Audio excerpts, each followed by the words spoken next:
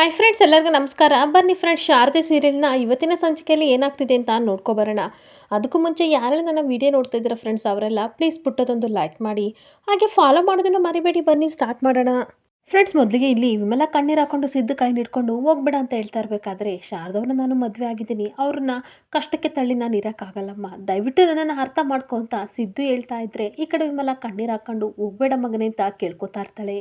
ಹಾಗೆ ಇನ್ನೊಂದು ಕಡೆ ವೈದೇಹಿ ಸಹ ಹೇಳ್ತಾ ಇರ್ತಾಳೆ, ನೋಡು ಸಿದ್ದು, ನಾನು ಈ ಮನೆಯೊಳಲ್ಲ, ಆದರೂ ಒಂದು ಮಾತು ಹೇಳ್ತೀನಿ, ಬೇಜಾರು ಮಾಡ್ಕೋಬೇಡ, ಇದು ನಿನ್ನ ಕುಟುಂಬ, ಇದು ನಿನ್ನ ಪರಿವಾರ, ಇದಕ್ಕೊಂದು ಸಮಸ್ಯೆಗೆ ಒಂದು ಪರಿಹಾರ ಅಂತ ಇದ್ದೇ ಇರುತ್ತಲ್ವ, ಅದನ್ನು ನೀನು ಹುಡ್ಕೊ ಅಂತ ಅನ್ಬೇಕಾದ್ರೆ ಪರಿಹಾರ ಅನ್ನೋದು ತಾತ ಕೊಡಬೇಕು ಅಷ್ಟೇ ಅಂತ ಅಂದಾಗ, ತಾತ ಮಾತ್ರ ಏನು ಮಾತಾಡದೆ ಕೋಪ ಮಾಡ್ಕೊಂಡು ಸಿದ್ದು ಮುಖನ ನೋಡ್ತಾ ಇರ್ತಾರೆ. ಹಾಗೇನೊಂದು ಕಡೆ ಶಾರದಾ ಸಿಕ್ಕಾಪಟ್ಟೆ ಕಣ್ಣೀರು ಹಾಕೊಂಡು ಕೈ ಮುಗಿದು ಹೇಳ್ತಾ ಇರ್ತಾಳೆ, ಈ ಮನೇಲಿ ನನಗೆ ಬೆಲೆ ಕಟ್ಟಲಾಗದಷ್ಟು ಪ್ರೀತಿನ ನೀವೆಲ್ಲರೂ ನನಗೆ ಕೊಟ್ಟಿದ್ದೀರಾ, ದಯವಿಟ್ಟು ನನ್ನನ್ನು ಕ್ಷಮಿಸಿ, ನನ್ನಿಂದ ನಿಮ್ಮ ಮನೆಗೆ ತುಂಬ ಅಂದರೆ ತುಂಬ ದೊಡ್ಡ ಅವಮಾನ, ಲಾಸು ಎಲ್ಲದೂ ಸಹ ಆಗಿದೆ, ಅದಕ್ಕೆ ನಾನು ನಿಮ್ಮ ಹತ್ರ ಕ್ಷಮೆ ಕೇಳ್ತೀನಿ ಅಂತ ಕಣ್ಣೀರು ಹಾಕ್ತಿರ್ಬೇಕಾದ್ರೆ ಸುಮಿತ್ರಾ ಒಂದು ಬಿಕ್ಕಿ ಬಿಕ್ಕಿ ಹಾಳ್ತಾ ಇರ್ತಾಳೆ. ಆದರೆ ಜ್ಯೋತಿಕಾ ಮಾತ್ರ ಇವಳದೊಂದು ಇದ್ದೇ ಇದೆ ಅಂತ ತನ್ನ ಮನಸ್ಸಲ್ಲಿ ಬೈಕೊಂಡು ಹಾಗೆ ಶಾರದನ ಗುರಾಯಿಸ್ತಾ ಇರ್ತಾಳೆ. ಹಾಗೆ ಮತ್ತೆ ಶಾರದಾ ಕಣ್ಣೀರು ಹಾಕೊಂಡು ನನ್ನಿಂದ ಯಾವತ್ತೂ ಸಹ ಈ ಮನೆಗೆ ತೊಂದರೆ ಆಗಲ್ಲ ಅಂತ ಕೈ ಮುಗಿದು ಬೇಡ್ತಾ ಇರ್ಬೇಕಾದ್ರೆ ಸಿದ್ದು ಇನ್ನೊಂದು ಕಡೆ, ಅಪ್ಪ ಅಮ್ಮ ದಯವಿಟ್ಟು ನನ್ನನ್ನು ಕ್ಷಮಿಸಿ, ಮಗನಾಗಿ ನಾನು ಯಾವತ್ತೂ ನಿಮ್ಮನ್ನು ಮರೆಯೋಕ್ಕಾಗಲ್ಲ, ಜೀವನದಲ್ಲಿ ಎಲ್ಲೇ ಇದ್ದರೂ ನೀವು ಕಲಿಸ್ಕೊಟ್ಟಿರೋ ಪಾಠದಿಂದ ನಾನು ಜೀವನದಲ್ಲಿ ಉದ್ಧಾರ ಆಗೋಕ್ಕೆ ಪ್ರಯತ್ನ ಮಾಡ್ತೀನಿ, ದಯವಿಟ್ಟು ನನಗೆ ಆಶೀರ್ವಾದ ಮಾಡಿ ಅಂತ ಕಣ್ಣೀರು ಹಾಕೊಂಡು ಕೇಳ್ಕೊತಾ ಇದ್ರೆ, ವಿಮಲ ಮತ್ತೆ ಮುರಳಿ ಇಬ್ಬರೂ ಸಹ ಕಣ್ಣೀರು ಹಾಕೊಂಡು ಆಶೀರ್ವಾದ ಮಾಡ್ತಾ ಇರ್ತಾರೆ. ಹಾಗೆ ಮತ್ತೆ ಇನ್ನೊಂದು ಕಡೆ ಶಾರದನು ಸಹ ಕಣ್ಣೀರು ಹಾಕೊಂಡು ಸುಮಿತ್ರ ಕಾಲಿಗೆ ಬಿದ್ದಾಗ ಏನು ಮಾಡೋಕ್ಕಾಗದೆ ಸುಮಿತ್ರ ಮಾತ್ರ ಕಣ್ಣೀರು ಹಾಕ್ತಾ ಇರ್ತಾಳೆ. ಹಾಗೆ ತಾತನ ಕಾಲಿಗೆ ಬೀಳಕ್ಕೆ ಹೋದಾಗ ತಾತ ಏನು ಆಶೀರ್ವಾದ ಮಾಡದೆ ದೂರ ಹೋಗ್ತಿರ್ಬೇಕಾದ್ರೆ ವಿಮಲನ ಕಾಲಿಗೆ ಬೀಳಕ್ಕೆ ಹೋದ್ರೆ ವಿಮಲನು ಸಹ ಮುಖ ತಿರ್ಸ್ಕೊಂಡು ಕೂತ್ಕೊಬಿಡ್ತಾಳೆ. ಹಾಗೆ ಎಲ್ಲರೂ ಸಹ ಕಣ್ಣೀರು ಹಾಕ್ತಿದ್ರೆ ಶಾರದಾನಿ ಮಾತ್ರ ಯಾರು ಆಶೀರ್ವಾದ ಮಾಡದೆ ಸುಮ್ಮನೆ ತನ್ನ ಪಾಡಿಗೆ ತಾನು ಅಳ್ತಾ ಇರ್ತಾರೆ. ಹಾಗೆ ಓಡೋಗಿ ದೀಪನ ಹಗ್ ಮಾಡ್ಕೊಂಡು ಕಣ್ಣೀರು ಹಾಕ್ತಾ ಇರ್ತಾಳೆ.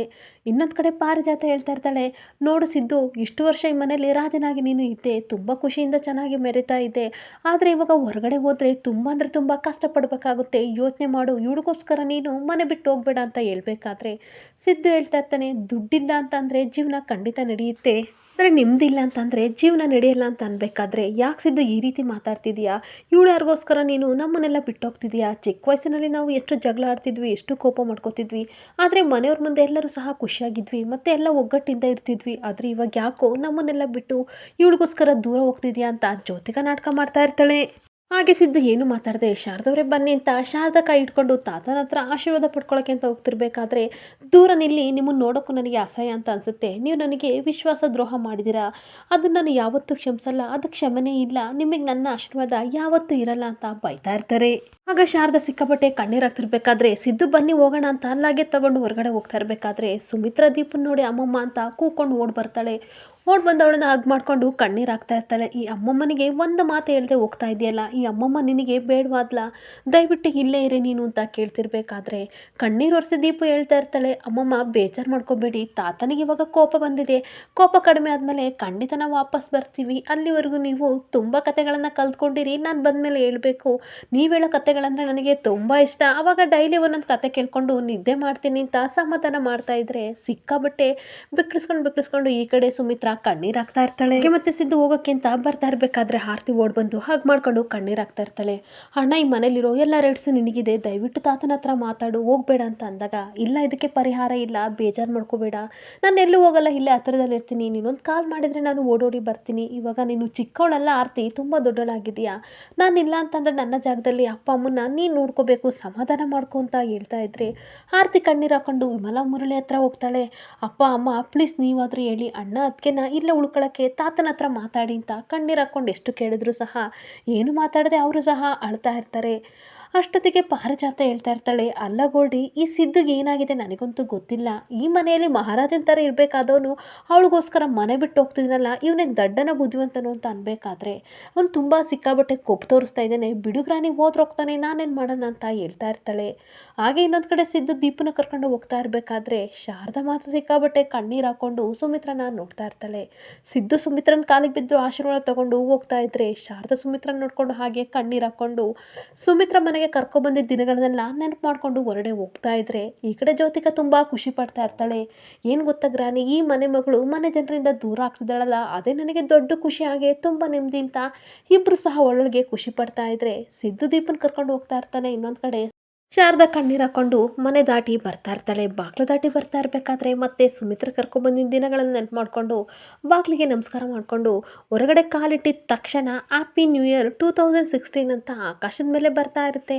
ಅಪ್ಪ ಇದೇನಿದು ಈ ರೀತಿ ಬರ್ತಾ ಇದೆ ಅಂತ ದೀಪು ಕೇಳ್ತಿರ್ಬೇಕಾದ್ರೆ ಇವತ್ತಿಂದ ಈ ಕ್ಷಣದಿಂದ ಹೊಸ ವರ್ಷ ಸ್ಟಾರ್ಟ್ ಆಗಿದೆ ಮಗಳೇ, ಅದಕ್ಕೋಸ್ಕರ ಎಲ್ಲರೂ ಖುಷಿಯಿಂದ ಪಟಾಕಿ ಹಚ್ಚುತ್ತಿದ್ದಾರೆ, ಆಕಾಶದಲ್ಲಿ ಹ್ಯಾಪಿ ನ್ಯೂ ಇಯರ್ ಅಂತ ಬರ್ತಿದ್ದಾರೆ ಅಂತ ಅಂದಾಗ ಅಪ್ಪ ಹಾಗಾದರೆ ಹ್ಯಾಪಿ ನ್ಯೂ ಇಯರ್ ಅಂತ ಎಲ್ಲರಿಗೂ ವಿಶ್ ಮಾಡ್ತಿರ್ತಾಳೆ. ಹಾಗೆ ಶಾರದನಿಗೂ ಅನಸೂಯನಿಗೂ ವಿಶ್ ಮಾಡಿಬಿಟ್ಟು ನಾನು ಒಳಗಡೆ ಹೋಗ್ಬಿಟ್ಟು ಎಲ್ಲರಿಗೂ ಹ್ಯಾಪಿ ನ್ಯೂ ಇಯರ್ ಅಂತ ವಿಶ್ ಮಾಡಿ ಬರ್ತೀನಿ, ಆಗ ತಾತನ ಕೋಪ ಕಡಿಮೆಯಾಗಿ ನಮ್ಮನ್ನು ಮನೆ ಒಳಗಡೆ ಸೇರಿಸ್ಕೋತಾರೆ ಅಪ್ಪ ಅಂತ ಹೋಗ್ತಿರ್ಬೇಕಾದ್ರೆ ಹೋಗ್ಬಿಡ ಮಗಳೇ ನಿಂತ್ಕೋ, ತಾತನ ಕೋಪ ಇದಕ್ಕೆಲ್ಲ ಕಮ್ಮಿ ಆಗಲ್ಲ ಅಂತ ಹೇಳ್ತಾ ಇರ್ತಾನೆ. ಹಾಗೆ ಶಾರದಾ ಅಳ್ತಾ ಇರಬೇಕಾದ್ರೆ ಶಾರದಾ ಹತ್ರ ಬಂದಾಗ ಬೇಜಾರು ಮಾಡ್ಕೋಬೇಡಿ, ನಾವು ಮನೆಯಿಂದ ಆಚೆ ಕಾಲಿಟ್ಟಿದ ತಕ್ಷಣ ಹೊಸ ವರ್ಷ ನೋಡಿ ಆಕಾಶದಲ್ಲಿ ನಮಗೋಸ್ಕರ ಹೊಸ ವರ್ಷ ಅಂತ ವಿಶ್ ಮಾಡ್ತಾ ಇದೆ, ಬೇಜಾರು ಮಾಡ್ಕೋಬೇಡಿ, ನಮ್ಮ ಜೀವನನೂ ಸಹ ಈ ರೀತಿ ಹೊಸ್ದಾಗಿರುತ್ತೆ ಅಂತ ಹೇಳ್ಬೇಕಾದ್ರೆ ಏನು ಮಾತಾಡದೆ ಕಣ್ಣೀರಾಗ್ತಾ ಇರ್ತಾಳೆ. ಹಾಗೆ ಸಿದ್ದು ಮತ್ತೆ ಹೇಳ್ತಾ ಇರ್ತಾನೆ, ನಿಮ್ಮೆಲ್ಲ ಕಷ್ಟ ಸುಖಗಳಿಗೂ ನಾನು ಯಾವಾಗಲೂ ನಿಮ್ಮ ಜೊತೆ ಇರ್ತೀನಿ, ಹಾಗೆ ನೀವು ನನ್ನೆಲ್ಲ ಕಷ್ಟ ಸುಖಗಳಿಗೂ ಜೊತೆ ಇರ್ತೀನಿ ಅಂತ ಅಂದರೆ ನನಗೆ ಮಾತು ಕೊಡಿ ಅಂತ ಹೇಳ್ತಾ ಇರಬೇಕಾದ್ರೆ ಶಾರದಾ ಏನು ಮಾತಾಡದೆ ಕಣ್ಣೀರಾಗ್ತಾ ಇದ್ರೆ ಸಿದ್ದು ಅವಳು ಕೈ ಹಿಡ್ಕೊಂಡು ಸಮಾಧಾನ ಮಾಡ್ತಾ ಇರ್ತಾನೆ. ಹಾಗೆ ಆಕಾಶ ನೋಡಿಕೊಂಡು ತುಂಬ ಖುಷಿಯಿಂದ ಅವನು ಹೊರಗಡೆ ಬರ್ತಾ ಇರಬೇಕಾದ್ರೆ ಸೆಕ್ಯೂರಿಟಿ ಸಹ ತುಂಬ ಬೇಜಾರಿಂದ ಸೆಲ್ಯೂಟ್ ಮಾಡಿ ಕಳಿಸ್ತಾ ಇರ್ತಾರೆ. ಇನ್ನೊಂದು ಕಡೆ ಮನೆಯವರೆಲ್ಲರೂ ಕಣ್ಣೀರಾಗ್ತಾ ಇರಬೇಕಾದ್ರೆ ವಿಮಲಾ ಮುರಳಿ ಕಣ್ಣೀರಾಗ್ತಿರ್ಬೇಕಾದ್ರೆ ಅಲ್ಲಿಗೆ ವೈದೇಹಿ ಬರ್ತಾಳೆ. ವೈದೇಹಿ ಬಂದು ಹೇಳ್ತಾ ಇರ್ತಾಳೆ, ನೋಡಿ ನಾನೊಂದು ಮಾತು ಹೇಳ್ತೀನಿ ವಿಮಲವರೇ, ಬೇಜಾರು ಮಾಡ್ಕೋಬೇಡಿ, ತಪ್ಪಾಗಿ ತಿಳ್ಕೊಬೇಡಿ, ಈ ಮನೇಲಿ ಎಲ್ಲರೂ ಅವ್ರವ್ರಿಗೆ ಇಷ್ಟ ಬಂದಾಗೆ ಡಿಸಿಷನ್ನ ತಗೋತಿದ್ದಾರೆ, ಆದರೆ ಸಿದ್ದು ತಾಯಿಯಾಗಿ ನೀವು ಮಾತ್ರ ಡಿಸಿಷನ್ ತಗೊಂಡಿದ್ದು ತಪ್ಪು ಅಂತ ಅಂದಾಗ ವಿಮಲಾ ಕಣ್ಣೀರಾಗ್ತಾ ಇರ್ತಾಳೆ. ಹಾಗೆ ಅವನು ಇಷ್ಟ ಇಲ್ಲದ ಹುಡುಗಿನ ಮದುವೆ ಆಗಿದ್ದಾನೆ ಅನ್ನೋ ಒಂದೇ ಒಂದು ಕಾರಣಕ್ಕೆ ಅವನನ್ನ ನೀವು ಈ ಥರ ದೂರ ಮಾಡ್ತಿದ್ದೀರಲ್ಲ, ನಾನೇನಾದರೂ ಈ ಮನೆ ಮಗಳಾಗಿದ್ರೆ ಅಥವಾ ಸಿದ್ದು ಸ್ಥಾನದಲ್ಲಿ ತಾಯಿಯಾಗಿ ನಾನೇನಾದರೂ ಇದ್ರೆ ಖಂಡಿತ ಅವ್ರ ಪರ ನಾನು ನಿಲ್ತಾ ಇದ್ದೆ. ಹಾಗೆ ಈ ವಿಷಯದಲ್ಲಿ ನೀವೆಲ್ಲರೂ ತಗೊಂಡಿರೋ ನಿರ್ಧಾರ ತಪ್ಪು, ಈ ಮನೆ ಮಗನ ಹಾಗೆ ನಿಮ್ಮ ಸೊಸೆನ ನೀವು ಮನೆ ಬಿಟ್ಟು ಆಚೆಯಿಂದ ಕಳಿಸ್ಬಾರ್ದಿತ್ತು ಅಂತ ಅನ್ಬೇಕಾದ್ರೆ ವಿಮಲ ಸಿಕ್ಕಾಪಟ್ಟೆ ಕಣ್ಣೀರಾಗ್ತಾ ಇರ್ತಾಳೆ. ನೀವು ಸಿದ್ದು ಪರ ಹೋರಾಡಬೇಕಿತ್ತು, ಹೋರಾಡಿದ್ರೆ ಖಂಡಿತ ಈ ಮನೇಲಿ ಅವನು ಉಳಿಸ್ಕೋಬೋದಿತ್ತು, ಎಲ್ಲರೂ ಜ್ಯೋತಿಕ ಪರ ಇದ್ರು, ಆದ್ರೆ ನೀವು ಅಷ್ಟೇ ನಿಮ್ಮ ಅಪ್ಪನ ವಿರುದ್ಧ ಒಂದು ಮಾತು ಆಡಲಿಲ್ಲ, ನೀವು ಮನ್ಸು ಮಾಡಿದ್ರೆ ಸಿದ್ದು ಇವತ್ತ ಮನೇಲಿ ಇರ್ತಿದ್ನು, ನೀವು ತಪ್ಪು ಮಾಡಿದ್ರಿ ಅಂತ ಹೇಳ್ಬೇಕಾದ್ರೆ ಸಿಕ್ಕಾಪಟ್ಟೆ ಕಣ್ಣೀರಾಗ್ತಾ ಇರ್ತಾಳೆ. ಹಾಗೆ ಮಗುನ 9 ತಿಂಗಳು ಎತ್ತು ಒತ್ತು ಯಾವ ತಾಯಿನೂ ಸಹ ತನ್ನ ಮಗುನ ಕಳ್ಕೊಳಕ್ ಇಷ್ಟಪಡಲ್ಲ ಅಂತ ಹೇಳ್ಬಿಟ್ಟು ಮುಖಕ್ಕೆ ಕೊಡ್ದಂಗೆ ಹೇಳ್ಬಿಟ್ಟು ವೈದೇಹಿ ಬರ್ತೀನಿ ಅಂತ ಹೋಗ್ತಾ ಇದ್ರೆ ಸಿಕ್ಕಾಪಟ್ಟೆ ಕಣ್ಣೀರು ಹಾಕೊಂಡು ತುಂಬ ನೊಂದ್ಕೋತಾ ಇರ್ತಾಳೆ. ಇನ್ನೊಂದು ಕಡೆ ಪಾಲಾಕ್ಷ ಸಿಕ್ಕಾಪಟ್ಟೆ ಟೀ ಕುಡಿತಾ ಇರ್ಬೇಕಾದ್ರೆ ಇನ್ನೊಂದು ಟೀ ಕುಡಿ ಅಂತ ಕೇಳ್ತಿರ್ಬೇಕಾದ್ರೆ ನವೀನ ಹೇಳ್ತಾನೆ, ಅಲ್ಲಪ್ಪ ಇದಕ್ಕೆ 10 ಟೀ ಕುಡಿತೀರಲ್ಲ, ಇದಕ್ಕೆಲ್ಲ ಕೊಡೋಕ್ಕೆ ನಿಮ್ಮ ಹತ್ರ ದುಡ್ಡಿದೆಯಾ, ಯಾಕೆ ಕುಡಿತಿದ್ದೀರಾ ಅಂತ ಕೇಳ್ತಾ ಇರ್ತಾನೆ. ಅಯ್ಯೋ ನವೀನ ಯಾಕೋ ಇದಕ್ಕೆಲ್ಲ ಟೆನ್ಷನ್ ಮಾಡ್ಕೋತಿದೀಯಾ, ಬರೀ ಟೀಗೆ ಯಾಕೋ ಲೆಕ್ಕ ಹಾಕ್ತೀಯಾ, ಇವಾಗ ನಮ್ಗೆ ಅದೃಷ್ಟನೇ ಕುಲಾಯಿಸಿದೆ, ಇವಾಗ ಶನಿ ಹೋಗಿ ಶುಕ್ರ ದಿಸೆ ಬರ್ತಾ ಇದೆ, ಕೈ ತುಂಬ ಜನ ಅಂತ ಇನ್ಮೇಲೆ ನಾವು ಏಳಿಸ್ತೀವಿ ನೋಡ್ತಾ ಇರು ಅಂತ ಅನ್ಬೇಕಾದ್ರೆ ನವೀನನ್ಗೆ ತುಂಬ ಆಶ್ಚರ್ಯ ಆಗ್ತಾ ಇರುತ್ತೆ. ಪಾಲಾಕ್ಷ ಹೇಳ್ತಾ ಇರ್ತಾನೆ, ಇವಾಗ ಬೀದಿಲಿ ನಿಂತ್ಕೊಂಡು ನಾವು ಟೀ ಕುಡಿತೀವಿ, ಮುಂದೆ ಒಂದಿನ ನಾವು 5 ಸ್ಟಾರ್ ಹೋಟೆಲಲ್ಲಿ ಟೀ ಕುಡಿಯೋ ಸಂದರ್ಭ ಬಂದೇ ಬರುತ್ತೆ ಅಂದಾಗ, ಅಲ್ಲಪ್ಪ ಏನಾಗಿದೆ ನೀವು ತಿರ್ಕನ್ ಕನಸು ಏನಾದರೂ ಕಾಣಿಸ್ತಿದ್ದೀರಾ, ಹಗಲು ಕನಸು ಕಾಣ್ತಾ ಇದ್ದೀರಾ, ಈ ಥರ ಕಾನ್ಫಿಡೆನ್ಸ್ ನಿಮಗೆ ಯಾವ ಬಂತು, ಯಾವ ರೀತಿ ಬಂತು ಅಂತ ಕೇಳ್ತಾ ಇದ್ರೆ ಪಾಲಾಕ್ಷ ಒಳಗೆ ನಗಾಡ್ತಾ ಇರ್ತಾನೆ. ಮತ್ತೆ ಪಾಲಾಕ್ಷ ಹೇಳ್ತಾ ಇರ್ತಾನೆ, ಏನು ಗೊತ್ತೇನೋ ಇಷ್ಟೊತ್ತಿಗೆ ನಿಮ್ಮ ಅಕ್ಕನ ಮನೇಲಿ ಭೂಕಂಪ ಬಿರುಗಾಳಿ ಎಲ್ಲ ನಡೆದಿದೆ, ಅವಳು ಅನ್ಕೊಂಡಾಗ ಏನಾದ್ರು ನಡೆದ್ರೆ ಆ ಮನೆ ಮಗಳು ಶಾರದಾ ಅಂತ ಹೇಳಕ್ ಹೋಗಿ ಹಾಗೆ ಏನೋ ಮಾತನ್ನ ಬದಲಾಯಿಸಿ ನವೀನ ಮುಖನ ನೋಡ್ತಾ ಇರ್ತಾನೆ.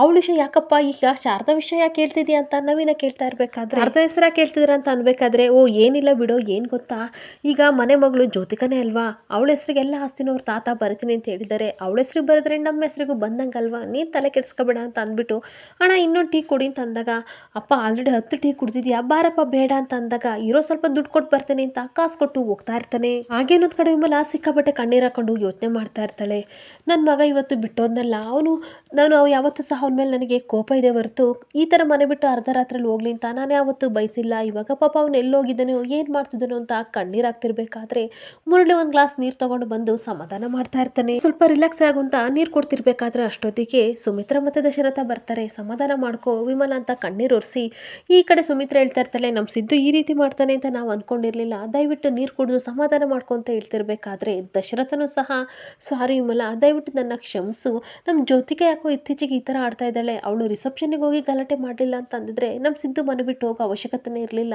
ಯಾಕೋ ಇತ್ತೀಚೆಗೆ ಒಂಥರ ವಿಚಿತ್ರವಾಗಿ ಆಡ್ತಾಳೆ ಅಂತ ಹೇಳ್ಬೇಕಾದ್ರೆ ಆ ಮಾತನ್ನ ಈ ಕಡೆ ಜ್ಯೋತಿಕಾ ಕೇಳ್ಕೊಂಡು ಕೋಪ ಮಾಡ್ಕೊಂಡು ಬಂದೇ ಬಿಡ್ತಾಳೆ. ಹಾಗೆ ಕೋಪ ಮಾಡ್ಕೊಂಡು ಬಂದು, ಏನು ಡ್ಯಾಡ್ ಈ ರೀತಿ ಮಾತಾಡ್ತಿದ್ದೀರಾ, ಅವ್ರು ಮಾಡಿರೋ ತಪ್ಪಿಗೆ ಅವರೇ ಶಿಕ್ಷೆ ಅನುಭವಿಸ್ತಿದ್ದಾರೆ ಬಿಡಿ, ಹಾಗಾದ್ರೆ ನಿಮ್ಮ ಮಾತಿನ ಪ್ರಕಾರ ಶಾರದಾ ತಪ್ಪು ಮಾಡಿದ್ರು ಅವಳು ಮಾಡಿದ್ದು ಸರಿ ಅಂತ ಒಪ್ಕೋತಿದ್ದೀರಾ ಅಂತ ಕಿರ್ಚಾಡ್ತಾ ಇರ್ತಾಳೆ. ಮತ್ತೆ ಹೇಳ್ತಾ ಇರ್ತಾಳೆ, ಅವಳು ಮಾಡಿದ್ದೆಲ್ಲ ಸರಿ, ನನ್ನನ್ನು ಮಾತ್ರ ಬೈತೀರಾ ಅಲ್ವಾ, ಅವಳು ತಪ್ಪು ನಿಮಗೆ ಕಾಣಲ್ಲ ಅಂತ ಅನ್ಬೇಕಾದ್ರೆ ಆಗಲ್ಲಮ್ಮ, ನೀನು ಮಾಡಿದ್ದು ತಪ್ಪು, ನೀನು ರಿಸೆಪ್ಷನ್ಗೆ ಹೋಗ್ಲಿಲ್ಲ ಅಂತ ಅಂದಿದ್ರೆ ಏನಾಗ್ತಿತ್ತು, ಅವ್ರ ಪಾಡಿಗೆ ಅವರು ಮುಗಿಸ್ಕೊಂಡು ಬರ್ತಿದ್ರು, ಅದ್ರ ಅದರಲ್ಲೂ ಅಲ್ಲಿಗೆ ಹೋಗಿ ಸಿದ್ದು ಬಗ್ಗೆ ಕೆಟ್ಟದಾಗಿ ಮಾತಾಡ್ದಲ್ಲ ಅವ್ರದ್ದೆಷ್ಟು ತಪ್ಪಿದೆ, ಅದೇ ತಪ್ಪು ಅಷ್ಟೇ ತಪ್ಪು ನಿನ್ನ ಹತ್ರನೂ ಇದೆ ಅಂತ ಅಂದಾಗ ತನ್ನ ಮನಸ್ಸಲ್ಲಿ ಯೋಚನೆ ಮಾಡ್ತಾ ಇರ್ತಾಳೆ. ಶಾರದಾ ತನ್ನ ಸ್ವಂತ ಮಗಳು ಅಂತ ಗೊತ್ತಿಲ್ಲದೇ ಇದ್ರೂ ಸಹ ಅವಳ ಮೇಲೆ ಇಷ್ಟೊಂಥರ ಮಮಕಾರ ಪ್ರೀತಿ ಇದೆಯಲ್ಲ, ಏನಾದರೂ ಸ್ವಂತ ಮಗಳು ಅವಳೆ ಅಂತ ಗೊತ್ತಾದರೆ ಖಂಡಿತ ನನಗೆ ಗೇಟ್ ಪಾಸ್ ಕೊಡೋದಂತೂ ಗ್ಯಾರಂಟಿ ಅಂತ ತನ್ನ ಮನಸ್ಸಲ್ಲಿ ಹೇಳ್ಕೊತಾ ಇರ್ತಾಳೆ. ಹಾಗೆ ಮತ್ತೆ ತುಂಬ ಬೇಜಾರಿಂದ ದಶರಥ ಹೇಳ್ತಾ ಇರ್ತಾನೆ, ಆ ಚಿಕ್ಕ ಪುಟ್ಟು ಹುಡುಗಿನ ಕರ್ಕೊಂಡು ಸಿದ್ದು ಈ ನಡುರಾತ್ರಿಯಲ್ಲಿ ಎಲ್ಲಿಗೆ ಅಂತ ಹೋಗ್ತಾನೆ ಅಂತ ಹೇಳ್ತಿರ್ಬೇಕಾದ್ರೆ, ಅಲ್ಲ ಡ್ಯಾಡ್ ತಪ್ಪು ಮಾಡಿದ ಅವನು ಅದಕ್ಕೆ ಶಿಕ್ಷೆ ಅನುಭವಿಸ್ತಿದ್ದೇನೆ, ನೀವ್ಯಾಕೆ ಬೇಜಾರು ಮಾಡ್ಕೋತಿದ್ದೀರಾ ಅಂತ ಕೋಪ ಮಾಡ್ಕೊಂಡು ಜೋ ಹೇಳ್ತಾ ಇರ್ತಾಳೆ. ಮೊದಲು ಹೋಗಿ ನಿದ್ದೆ ಮಾಡಿ ನಿಮ್ಮ ಪಾಡಿ ನೀವು ಇರೋದನ್ನ ಕಲ್ತ್ಕೊಳ್ಳಿ ಅಂತ ಕೋಪ ಮಾಡ್ಕೊಂಡು ಹೋಗ್ತಾ ಇರಬೇಕಾದ್ರೆ, ಯಾರೇನೇ ಹೇಳಿ ಅಪ್ಪ ಇವತ್ತು ಮಾತಾಡಿದ್ದು ತಪ್ಪು ಅಂತ ನನಗೆ ಅನಿಸ್ತಿದೆ, ಈ ನಡುರಾತ್ರಿಯಲ್ಲಿ ಹೆಂಗಸ್ರನ್ನೆಲ್ಲ ಕರ್ಕೊಂಡು ಸಿದ್ದು ಎಲ್ಲಿಗೆ ಹೋಗ್ತಾನೆ, ಏನಾದರೂ ಒಂದು ವ್ಯವಸ್ಥೆ ಮಾಡ್ತೀನಿ ಅಂತ ದಶರಥ ಹೋಗ್ತಾ ಇರಬೇಕಾದ್ರೆ, ನಿಂತ್ಕೊಳ್ಳಿ ಬಾವ ಮಾವನಿಗೆ ಗೊತ್ತಾದರೆ ತುಂಬ ತೊಂದರೆ ಆಗುತ್ತೆ ಅಂತ ಮುರಳಿ ಹೇಳ್ತಾ ಇರ್ತಾನೆ. ಹಾಗಂತ ಅಪ್ಪ 4 ಮಾತು ಬೈತಾರೆ, ಹಂಗಂತ ನಮ್ಮ ಮನೆಯವ್ರನ್ನ ನಾನು ಬಿಡೋಕ್ಕಾಗಲ್ಲ ಅಂತ ಹೋಗ್ತಿರ್ಬೇಕಾದ್ರೆ, ನೀವು ಹೋಗ್ಬೇಡಿ ಬಾವ ಅದಕ್ಕೆ ವ್ಯವಸ್ಥೆ ಎಲ್ಲ ನಾನು ಮಾಡಿದ್ದೀನಿ ಅಂತ ಅಂದಾಗ ಈ ಕಡೆ ವಿಮಲನಿಗೂ ಮತ್ತು ಸುಮಿತ್ರನಿಗೂ ಸ್ವಲ್ಪ ಸಮಾಧಾನ ಆಗ್ತಾ ಇರುತ್ತೆ. ನೀವೇನು ಟೆನ್ಷನ್ ತಗೋಬೇಡಿ, ಇಷ್ಟೊತ್ತಿಗೆ ಅವರಲ್ಲಿ ಹೋಗಿ ಸೇಫ್ ಆಗಿರ್ತಾರೆ ಅಂತ ಮುರಳಿ ಹೇಳ್ತಾ ಇರಬೇಕಾದ್ರೆ, ಇನ್ನೊಂದು ಕಡೆ ಸಿದ್ದು ಶಾರದಾ ಮತ್ತೆ ದೀಪು ಅನುಸೂಯನ ಕರ್ಕೊಂಡು ರೋಡಲ್ಲಿ ಬರ್ತಾ ಇರಬೇಕಾದ್ರೆ ಎಲ್ಲ ಹುಡುಗಿರು ಸಹ ನ್ಯೂ ಇಯರ್ ಸೆಲೆಬ್ರೇಟ್ ಮಾಡ್ತಾ ಇರ್ತಾರೆ. ಹಾಗೆ ದೀಪುನ ನೋಡಿ ಹ್ಯಾಪಿ ನ್ಯೂ ಇಯರ್ ತಗೋಪುಟ್ಟ ಕೇಕ್ ಅಂತ ಕೊಡಬೇಕಾದ್ರೆ ದೀಪು ತಗೊಳಕ್ಕೆ ಹಿಂದೆ ಮುಂದೆ ಯೋಚನೆ ಮಾಡ್ತಿರ್ಬೇಕಾದ್ರೆ ಸಿದ್ದು ತಗೋ ಅಂತ ಹೇಳ್ತಾ ಇರ್ತಾನೆ. ಖುಷಿಯಿಂದ ದೀಪು ತಗೊಂಡಾಗ ಎಲ್ಲರಿಗೂ ಅವರು ಕೇಕ್ ಕೊಡ್ತಿರ್ಬೇಕಾದ್ರೆ ಶಾರದಾ ಮಾತ್ರ ತಗೊಳ್ದೆ ಹಾಗೆ ನಿಂತ್ಕೊಂಡಿರ್ತಾಳೆ.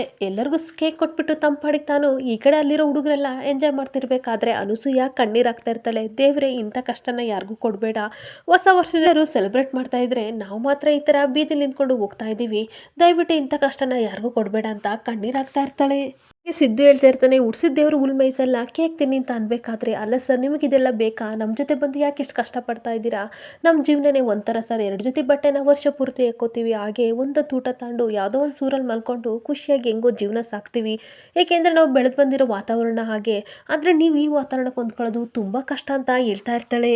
ಸಿದ್ದು ಹೇಳ್ತಾ ಇರ್ತಾನೆ, ಕಷ್ಟನೇ ಇಷ್ಟವಾಗಿ ಜೀವನ ಮಾಡಿಕೊಂಡ್ರೆ ಖಂಡಿತ ಒಳ್ಳೇದಾಗುತ್ತೆ ಅಂತ ಅಂದಾಗ, ಸರ್ ನಿಮಗೆ ನಾನು ಹೇಳೋದು ಅರ್ಥ ಆಗಲ್ಲ, ನಾವು ನಮ್ಮ ಊರಿಗೆ ಹೋಗ್ತೀವಿ, ದಯವಿಟ್ಟು ನೀವು ಹೋಗಿ ನಿಮ್ಮ ಅಪ್ಪ ಅಮ್ಮನಿಗೋಸ್ಕರ ನೀವು ಹೋಗಿ ಅಂತ ಹೇಳ್ಬೇಕಾದ್ರೆ, ಅಲ್ಲಿ ನೋಡ್ಕೊಳ್ಳೋಕೆ ಎಲ್ಲರೂ ಇದ್ದಾರೆ, ಆದರೆ ಇಲ್ಲಿ ನಾನು ಮಾತ್ರ ಇರೋದು ನಿಮಗೆ ಅಂತ ಹೇಳ್ತಾ ಇರ್ತಾನೆ. ಹಾಗಾದರೆ ಗಂಡದಿಕ್ಕಿಲ್ಲ ಅಂತಂದರೆ ನಾವು ಬದುಕೋಕ್ಕಾಗಲ್ವಾ ಅಂತ ಶಾರದಾ ಕೇಳ್ತಿರ್ಬೇಕಾದ್ರೆ, ಆ ರೀತಿ ಅನ್ನಲಿಲ್ಲ, ನೀವಿಲ್ಲ ಅಂತ ಅಂದರೆ ನನಗೆ ಜೀವನ ಮಾಡೋಕ್ಕಾಗಲ್ಲ, ಹಾಗೆ ದೀಪು ಎಜುಕೇಷನ್ ಬಗ್ಗೆ ಯೋಚನೆ ಮಾಡಿ ಅಂತ ಅಂದಾಗ ಶಾರದಾ ಏನು ಮಾತಾಡದೆ ಕಣ್ಣೀರು ಹಾಕ್ಕೊಂಡು ದೂರ ಹೋಗ್ತಾ ಇರ್ತಾಳೆ.